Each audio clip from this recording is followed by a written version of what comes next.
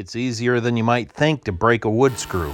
When you're doing woodworking, I'll go through a few techniques that may not be so obvious. When you're zapping in wood screws, there can be a lot of friction. And you got to make sure that all your pieces fit flush and flat. We're using a pencil to put marks all the way down this board. Now when we run it across the joiner, we can see how flat it's actually cut. Now this board was perfectly flat about a week ago, but the humidity caused it to warp. And that little warp could cause you to break a screw. If you look close, you can still see those pencil lines on there. We'll need to run this through again, and then all those pencil marks will be gone. Then we'll check it to make sure it's flat. Once we get it flat, I'll go through some methods to take the friction out of the screw. First, make sure you got the right size screw. Then make sure everything is flat and flush.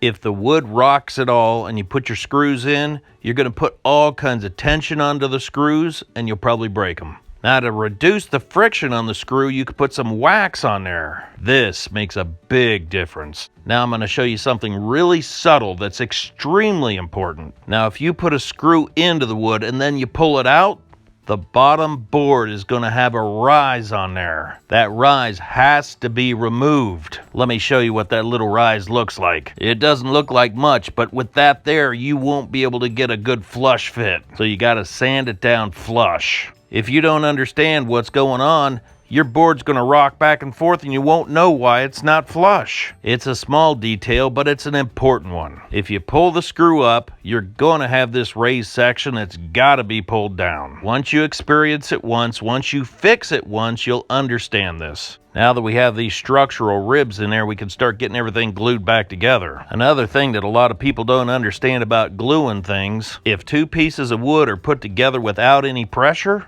the glue dries a lot faster. It might dry in about 12 hours. Now, if you clamp it or there's a lot of weight on it, it's best if you wait 48 hours. There's a few woodshop tips.